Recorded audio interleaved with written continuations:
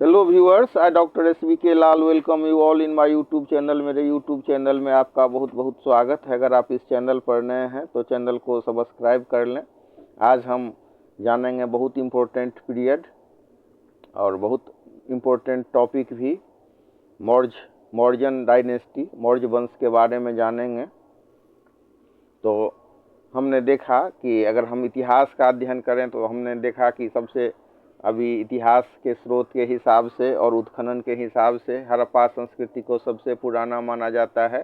उसके बाद वैदिक काल की अवधि है और वैदिक काल में वैदिक कालीन भी मगध जो साम्राज्य था उसका उल्लेख मिलता है। उसमें जो सबसे प्राचीन जो राजवंश था वैदिक कालीन मगध राज्य का, उसमें मगध राजवंश था। फिर बृहदत्त राजवंश हुआ, फिर हर्जक वंश, फिर शिशुनाग वंश, फिर नंद वंश, और नंद वंश का ही जो अंतिम शासक था हुआ घनानंद, जिसको चाणक्य ने घनानंद को पराजित करके चंद्रगुप्त मौर्य को राजा बनाकर मौर्य वंश की स्थापना की, ऐसा इतिहासकारों का मत है और इसका एविडेंस भी है। तो जो घनानंद था वो बहुत पॉपुलर शासक नहीं था और उसने एक बार चाणक्य का अपमान कर दिया था, और जब चाणक्य का अपमान कर दिया था तो चाणक्य ने कसम ली थी कि वो घनानंद को मतलब नंद वंश का नाश करेगा।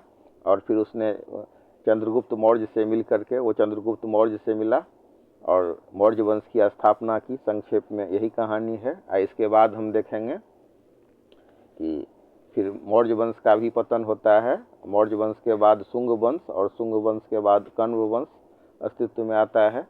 तो मौर्य साम्राज्य के बारे में कहा जाता है कि ये अफ़गानिस्तान और पाकिस्तान के बलूचिस्तान, इधर पूरा उत्तर दक्षिण पूर्व पश्चिम चारों ओर बहुत बड़ा साम्राज्य था इसका।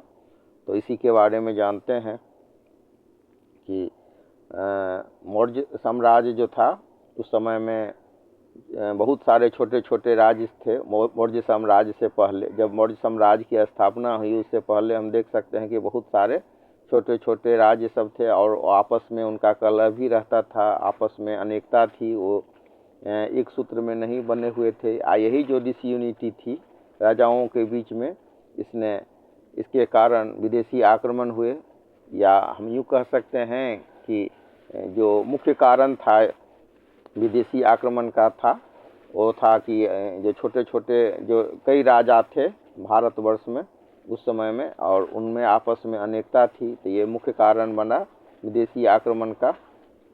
और 326 ईस्वी पूर्व में अलेक्जेंडर, जो मैसेडोनिया का किंग था फिलिप, उसका लड़का अलेक्जेंडर भारत पर आक्रमण किया और उसने राजा पुरु को, जिसको पोरस भी कहते हैं, उसने हराया था। उसके बाद फिर वो अपना देश लौट जाता है अलेक्जेंडर, और अपने जो दरबारी लोग हैं या सेनापति हैं उसको सत्ता सौंप देता है।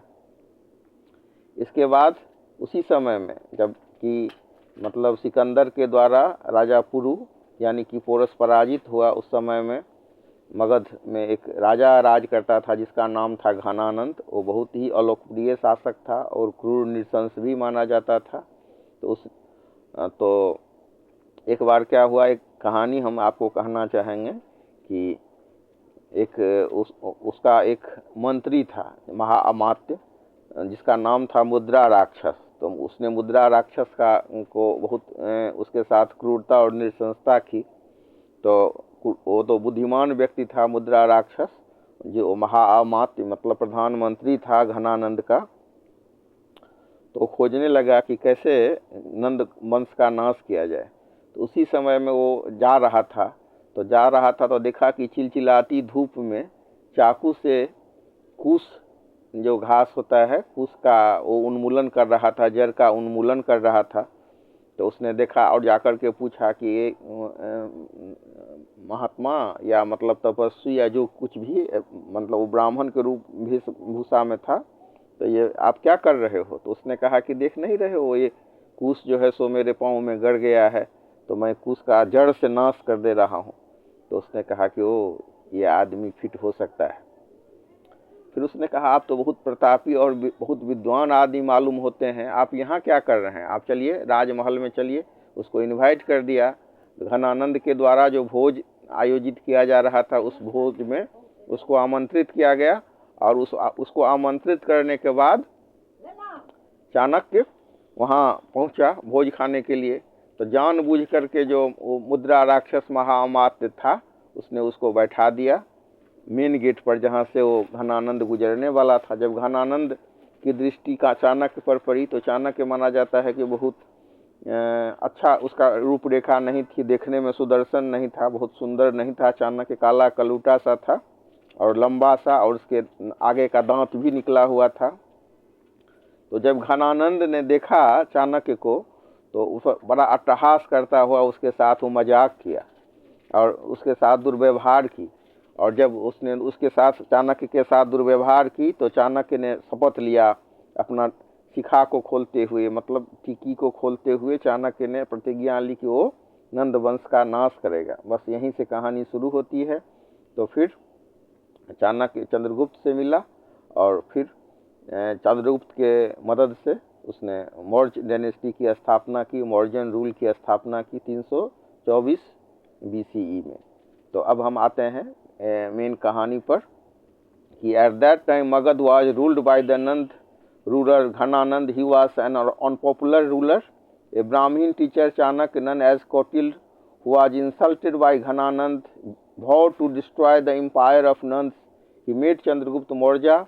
They collected a group of soldiers and captured Sindh and Punjab. Thereafter, they turned towards Magad, defeated Ghananand, and established the Mauryan rule under Chandragupta in 324 BCE.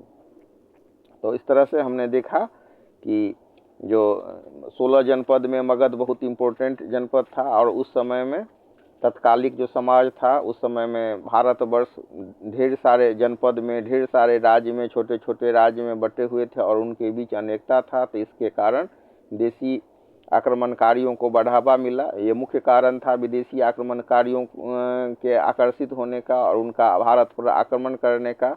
तो एक महत्वाकांक्षी युवक जो मैसिडोनिया का राजा फिलिप था, उसका लड़का था, उसने 326 ईस्वी में भारत पर आक्रमण किया और उसने राजा पुरु को हराया। और उसने अपने जो कॉर्टायर्ड थे, उनके जो सेनापति थे, उनको उसने दे दिया, गवर्नर बना करके वो चला गया। अपने जो द्वारा कंकॉर्ड जो टेरिटरीज था, उसको उसने अपने गवर्नर के बीच शासन करने के लिए दे दिया। उसी समय में घनानंद नंद वंश का शासन था मगध पर, और उसको हरा करके चाणक्य ने 324 BCE में चंद्रगुप्त के मदद से मौर्यन साम्राज्य की स्थापना की। यहाँ तक हम लोगों ने जाना। अब हम देखेंगे कि चंद्रगुप्त का जो अर्लियर लाइफ है उसके बारे में बहुत सीमित जानकारी है, लेकिन जो मेन स्रोत है उसके अर्ली लाइफ के बारे में जानने का, उसका जो प्रारंभिक जीवन था उसके बारे में जानने का, वो मेगास्थनीज जो एम्बेसडर था सेल्यूकस निकोटर का भारत में, तो उसके द्वारा एक किताब लिखा गया इंडिका, तो इंडिका से मिलता है। और जो सेल्यूकस था वो कमांडर इन चीफ था अलेक्जेंडर का। अलेक्जेंडर को ही हम हिंदी में सिकंदर कहते हैं। और दूसरे जो स्रोत हैं वो है पुराण, बुद्धिस्ट और जैन लिटरेचर और कौटिल्य का अर्थशास्त्र। इसके अलावा अशोका का जो इंस्क्रिप्शंस है रॉक पर और स्टोन पिलर पर, उससे भी हमको जानकारी मिलती है।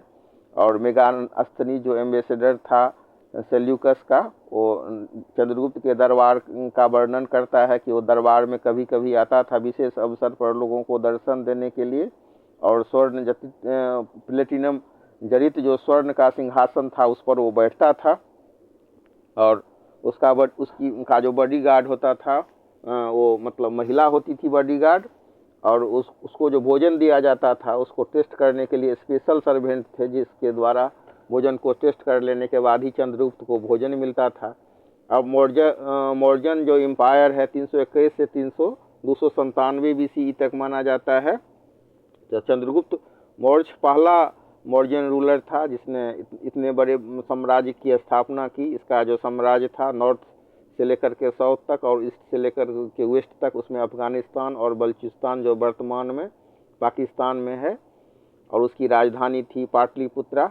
चाणक्य चंद्रगुप्त का गुरु भी था और प्रधानमंत्री भी था। उसने अर्थशास्त्र लिखा, जिसको हम कौटिल्य के अर्थशास्त्र के नाम से जानते हैं। तो पॉलिटिकल एडमिनिस्ट्रेशन के लिए बहुत ही प्रसिद्ध किताब है ये। और उसके बाद बिंदुसार आया, सत्तासीन हुआ चंद्रगुप्त के बाद 297 BCE में, और 272 BCE तक उसने शासन की। वो भी एक बहादुर राजा था। उसने अपने साम्राज्य को बचाया और उसका विस्तारीकरण भी किया। और जो यूनानी लोग थे, ग्रीक लोग थे, उनसे उसने अच्छा रिलेशन बनाया। उसका देहांत हुआ 272 BCE में। उसके बाद अशोक राजा बना, ऐसा माना जाता है और कहा जाता है। ऐतिहासिक जो श्रुति सब है उसके हिसाब से जो अशोक अपने 99 भाई को मार करके सत्ता पर बैठा था। 272 से 232 ईस्वी पूर्व तक उसका शासन रहा। और उसके बाद उसने एक बार कलिंग पर आक्रमण किया था, और कलिंग को जीतने के बाद सारे नौजवान युवक ये सब मार दिए गए, सिर्फ बचे वृद्ध, विधवाएं और बच्चे। तो इसको देख करके उसका हृदय परिवर्तन हुआ, वो बौद्ध धर्म के तरफ आकृष्ट हुआ। तो कहा जाता है, the horror of war and cries of the widows and children deeply moved Ashoka. He pledged never to resort to war. The Kalinga War proved to be a great turning point in Ashoka's life. तो कलिंग के युद्ध के बाद उसके हृदय का परिवर्तन हुआ, बहुत बड़ा टर्निंग पॉइंट आया अशोका के जिंदगी में। He adopted Buddhism after Kalinga War and spent the rest of his life propagating and preaching it. Not only in India but also in many other countries of the world. He advised his son and grandson not to conquer new countries. He were advised to go in for dharma vijay, that is winning the heart of the people. तो ये कलिंग वार के बाद जिसमें भीषण रक्तपात हुआ, हजारों आदमी मारे गए, मतलब तो उससे वो अंतिम में रानी, कलिंग की रानी आई लड़ाई करने के लिए। तो इतना भीषण रक्तपात दे करके उसका हृदय परिवर्तन हो गया और उसने वो बौद्ध धर्म की तरफ आकृष्ट हुआ। तो उसने जो अब लोगों क्षेत्र जीतने के बजाय और राज्य जीतने के बजाय उसने लोगों के दिल जीतने का निर्णय लिया, और इसके लिए उसने अपना अस्त्र बनाया धर्म विजय। और फिर लोगों को, ये मठाधीशों को, बौद्ध भिक्षुओं को देश के बाहर भेजा कि जाओ धर्म का प्रचार करो। और प्राकृत भाषा में जो धम्म विजय शब्द है, जिसको आप हिंदी में धर्म विजय के रूप में समझ सकते हैं, तो उसने अपने जो उसके अनुयायी थे, अपने उसका जो बेटा था और उसका जो पोता था, उसने उसको कहा कि तुम देश को जीतने के बजाय दिल को जीतो। और उसके बाद फिर उसने बहुत सारे जो एडिक्ट सब देख सकते हैं, उसके द्वारा जो स्मार पत्र है और जो स्क्रिप्चर है, उसके माध्यम से उसने बौद्ध धर्म के, बौद्धिज्म और धम्म का प्रचार किया।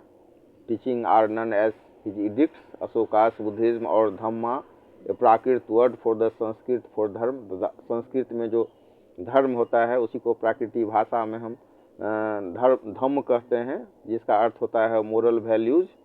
तो ये जो अशोका का धम्म है वो जो क्लासिकल बुद्धिज्म से थोड़ा सा हट करके है। अशोकास बुद्धिज्म और Dhamma is little different from classical Buddhism. उसके तो बुद्ध का ये जो अशोका का जो धम्म का प्रचार था, उसका दो मेन फीचर उपलब्ध हैं, जो कि मतलब सोशल और इथिकल कोड ऑफ कंडक्ट के बारे में जानकारी देता है। एवरीबडी शुड सर्व पेरेंट्स, प्रत्येक व्यक्ति को अपने माता पिता की सेवा करनी चाहिए। और जो भी cares and love all living creatures and animals, follow and adopt the path of truth, be kind to slaves, servants and workers, respect all elders, Brahmins, teachers, monks, follow non-violence, have tolerance and peace। तो उसने लोग अपने माता पिता की सेवा करने के लिए और समस्त जीवों और जानवर पर दया करने के लिए कहा। और गुलाम, नौकर, कर्मचारी, अपने से बड़ों, ब्राह्मण, टीचर और जो महंत लोग हैं, बौद्ध भिक्षु हैं, उनके प्रति उनको आदर करने के लिए कहा, उनके प्रति दया दिखाने के लिए कहा, और अहिंसा, सहिष्णुता और शांति में विश्वास करने के लिए कहा। और दूसरा जो उसका अशोका का धम्म का फीचर है वो है everybody should avoid arrogance, enmity, sacrifice of animals, fighting for religions and land. He wanted that his people should live in harmony with each other. He respected and patronized all religions. तो सभी धर्मों का आदर करो, प्रेम से रहो, शत्रुता को त्यागो, जानवरों का बलिदान और मतलब जानवर सबका जो हत्या होता है बलिदान के नाम पर वो उसको बंद करो, सेक्रीफाइस ऑफ एनिमल को बंद करो और दूसरे धर्म के लिए और मतलब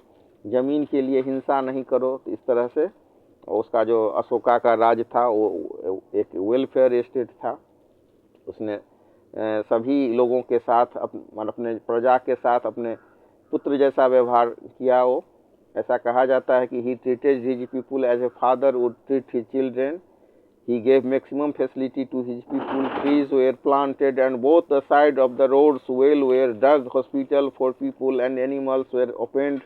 orphanage and old age homes were also established during his rule. He appointed Dhamma Mahatma who went from place to place teaching people about Dhamma. तो उसका जो शासन काल था और उसका जो साम्राज्य था वो एक वेलफेयर स्टेट था. वो अपने प्रजा के साथ पुत्र जैसा व्यवहार करता था. उसने सड़क के दोनों ओर पेड़ लगवाए, कुआं खुदवाया, तालाब खुदवाया, हॉस्पिटल बनाया, जानवरों के लिए अस्पताल बनाया, आदमी के लिए अस्पताल बनाया, अनाथालय खोला और वृद्ध लोगों के लिए वृद्धाश्रम खोला. उसके समय में धम्म महात्मा की नियुक्ति की गई थी जो लोगों को धर्म के महत्व के बारे में जा करके लोगों को समझाए. और उसके बाद हम अगर इसके एडमिनिस्ट्रेशन की बात करें तो जो मौर्य एडमिनिस्ट्रेशन था वो चाणक्य के गाइडेंस में चलता था. तो चाणक्य की जो नीति थी उस पर इसका प्रशासन चलता था. और राजा सुप्रीम पावर था राजा के पास मिलिट्री का, जुडिशरी का और सिविल एडमिनिस्ट्रेशन का. The king was the head of the state and enjoyed supreme powers of military, judiciary and civil administration. उसके पास एक मंत्री परिषद होता था जो उसको सहायता और सलाह देता था, लेकिन राजा बाध्य नहीं था उसके सलाह को मानने के लिए. और minister were appointed on the basis of merit. जो मंत्री लोग थे अपने योग्यता के आधार पर नियुक्त होते थे. और उसका गार्ड उसकी महिला बॉडी गार्ड होती थी. और जो अमात्य महाअमात्य, अध्यक्षा, पुरोहित, सेनापति, युवराज, ये सब फेमस ऑफिशियल्स थे उसके कोर्ट के. और सिटी एडमिनिस्ट्रेटर जो होता था उसको नगर अध्यक्ष या नागरिक कहा जाता था. और 30 मेंबर होते थे उसको हेल्प करने के लिए. और वे डिवाइडेड होते थे 6 बोर्ड में. और एक बोर्ड में प्रत्येक बोर्ड में 5 मेंबर होते थे. तो इस तरह से प्रशासन चलता था. और विलेज एडमिनिस्ट्रेशन को भी एक ग्रुप ऑफ ऑफिसर्स चलाता था, अफसरों का एक समूह चलाता था. The village administration was run by A group of officers. They kept record of the people, collected taxes and maintained law and order in their village. तो ये जो गांव का जो प्रशासन एक ग्रुप ऑफ ऑफिसर्स चलाते थे, वो लोगों का रिकॉर्ड रखते थे, उनसे टैक्स लेते थे और लॉ एंड ऑर्डर सिचुएशन गांव में मेंटेन रखने का कार्य करते थे. इसके बाद हम देखेंगे कि सोशल कंडीशन क्या था. तो वर्ण आश्रम धर्म था. ब्राह्मण, क्षत्रिय, वैश्य और शूद्र में समाज विभाजित था. और जो ऋग्वैदिक पीरियड का जो आश्रम धर्म था उसका निर्वहन हो रहा था. लोग अपने ही वर्ण में अधिकतर शादी करते थे और जो अपने पिता का जो पेशा और व्यापार था उसको लोग अपनाते थे. वे शांतिपूर्ण और आपस में समन्वय स्थापित करके रहते थे. और अगर हम इकोनॉमिकल कंडीशन की बात करें तो एग्रीकल्चर भी था और व्यापार भी होता था. और एग्रीकल्चर में सिंचाई सब के लिए डैम, लेक ये सब बनाया गया था इरिगेशन फैसिलिटी देने के लिए. और चंद्रगुप्त मौर्य के द्वारा बनाया गया सुदर्शन झील इसका अच्छा उदाहरण है कि कैसे उस समय में इरिगेशन सिस्टम काम करता था. और जो स्टेट जो है मतलब राज्य जो फाइनेंशियल हेल्प भी करता था कृषकों को और व्यापारियों को. और proper attention was paid to cattle rearing and pastures. जो कैटल रेयरिंग और जो पेस्चर्स था उसको भी पूरा ध्यान दिया जाता था. Forest, wild animal, mines and natural resources were considered as public property and protected by the state laws. Heavy punishment was given to those who cut down green trees. तो जंगल, जंगली जानवर, माइंस और जो प्राकृतिक अन्य संसाधन थे उसको पब्लिक प्रॉपर्टी माना जाता था, और जो स्टेट का नियम है उसके हिसाब से उसकी रक्षा की जाती थी। और जो वृक्ष को काटते थे उनको हैवी सजा दी जाती थी, हैवी पनिशमेंट दिया जाता था, भारी सजा दी जाती थी। और गवर्नमेंट के द्वारा और गवर्नमेंट ऑफिशियल्स के द्वारा व्यापार का भी प्रमोशन किया जाता था। कॉटन, वूल, सिल्क, जूट प्रोडक्ट, ये सब मुख्य वस्तु थे जिसका कि व्यापार होता था। इंटरनल और फॉरेन ट्रेड भी होता था। The traders had to pay various taxes to the government. व्यापारियों को बहुत सारे तरह का टैक्स सरकार को देना पड़ता था। Their products were thoroughly check. उनका प्रोडक्ट भी थोरोली चेक किया जाता था। Kashi, Kalinga and Madurai were the main centres for textile. जो वस्त्र थे उसके व्यापार के लिए मेन केंद्र था काशी, कलिंग और मदुरई। इसके बाद अगर हम आर्ट और आर्किटेक्चर की बात करें तो इतना महल इतना भव्य था अशोक का कि चाइनीज जो ट्रेवलर था फाहियान, उसने कहा कि आदमी के द्वारा इतना भव्य महल बनाया ही नहीं जा सकता है, इसको ईश्वर ने बनाया है। तो वही उसका कमेंट था। तो हम देख सकते हैं कि आर्ट और आर्किटेक्चर की बात करें तो राजमहल, स्तूपास, गुफा, पिलर्स और रॉक एडिक्ट्स आपको मिलेंगे। अगर हम आर्ट और आर्किटेक्चर के नमूनों की बात करें तो 5 types of architectural monument were prevalent during the period. They were places, stupas, caves, pillars, rock edicts। तो और पैलेस कैसा था तो जिसके बारे में फाहियान ने कहा कि आदमी के द्वारा ये बनाया ही नहीं जा सकता है, कि ऐसा है जैसे इसको ईश्वर ने बनाया है। तो उसने कहा The palace of Ashoka was exquisitely beautiful. Fahiyan, a Chinese traveler, was astonished to see it and remarked that the palace must have been constructed by God, not by man। उसके बाद हम सांची का स्तूप देख सकते हैं कि और उसके गेटवे को देख सकते हैं। फिर जो मौर्जन रूलर्स है वो गुफा की खुदाई उन्होंने की मोंक के रहने के लिए। और finest example of architecture can be seen in the form of stone pillar. जो स्टोन पिलर है उसके रूप में हम इसको देख सकते हैं और इसके शाइनिंग सरफेस को देख सकते हैं। Rock edicts were found in Rupnath, Sarnath and Bairat, Rajasthan. तो बिहार में सासाराम है और मतलब रूपनाथ है, वहाँ हम देख सकते हैं इसके रॉक एडिक्ट को। और उसके बाद monasteries were made for the monks to live in. तो जो महंत हैं उनके लिए मठ सब का निर्माण किया गया। तो इस तरह से पीस का संदेश देने के लिए well Ashoka was making every effort to spread the message of peace to the neighbouring countries. उसने अपने पड़ोसी देशों में भी शांति के मैसेज के लिए दूत भिजवाए, अपने बेटा सब को भेजा। इसके बाद हम देख सकते हैं इतना फ्लोरिश हुआ इसके पीरियड में। और उसके बाद बृहद्रथ लास्ट मौर्य सम्राट था जिसकी हत्या पुष्यमित्र शुंग के द्वारा, जो कि उसका सेनापति था, उसके द्वारा उसकी हत्या कर दी गई। और तब शुंग डायनेस्टी अस्तित्व में आया। और शुंग डायनेस्टी में पुष्यमित्र शुंग के बाद अग्निमित्र आया सत्ता में। और शुंग जो मतलब लास्ट जो शुंग वंश का शासक था वो था देवभूति। उसकी हत्या वासुदेव के द्वारा की गई थी। और इस तरह से वासुदेव ने उसकी हत्या करके, देवभूति की हत्या करके कण्व डायनेस्टी की स्थापना की थी। तो इस तरह से हम देख सकते हैं कि मौर्य वंश का नाश हुआ और मौर्य वंश के बाद शुंग वंश आया। और शुंग वंश में बहुत सारे राजे हुए, पुष्यमित्र, अग्निमित्र, वसुज्येष्ठ, वसुमित्र, अंधरक, पुलिंदक, घोष, वज्रमित्र, भगंद्र। लेकिन आपके यहाँ अभी संक्षेप में हम कहें तो पुष्यमित्र शुंग के बाद अंतिम जो उसके बाद अग्निमित्र आया। अग्निमित्र के बाद लास्ट जो सम्राट था शुंग वंश का वो था देवभूति, और उसकी भी हत्या हुई थी वासुदेव के द्वारा। तो वासुदेव कण्व उसका नाम था और उसने कण्व वंश की स्थापना की थी 72 BCE में। तो पुष्यमित्र शुंग के द्वारा 185 से 73 ईस्वी पूर्व तक शासन किया गया। और उसके बाद आया ये कण्व डायनेस्टी जो 72 73 ईस्वी पूर्व से लेकर के 28 ईस्वी पूर्व तक शासन किया था। और इस तरह से हम मौर्य जो साम्राज्य था उसके पतन को भी देखे, और उसके बाद जो दो वंश हुआ, शुंग वंश और कण्व वंश, उसके भी बारे में जाने। और अगर हम कण्व वंश के शासक की बात करें तो वासुदेव कण्व, भूमिमित्र कण्व, नारायण कण्व और शिशुरमन कण्व, और उसकी भी हत्या सिमुक द्वारा की गई थी। सुशर्मन कण्व की